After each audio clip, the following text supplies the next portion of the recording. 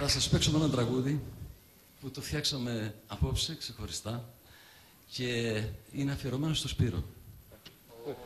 Και ειδικά ο στίχος είναι ξεχωριστά αφιερωμένος σε ένα Σπύρο. Ευχαριστούμε, ευχαριστούμε, ευχαριστούμε.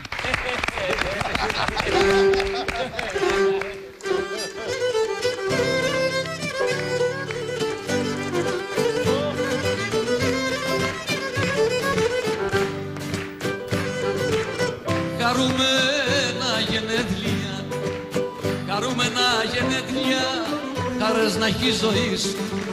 Χαρούμενα γενέθλια, χαρές να έχει η ζωή σου.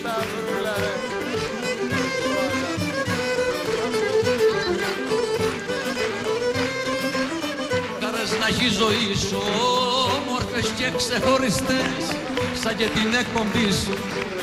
Όμορφες και ξεχωριστές, σαν και την εκπομπή σου.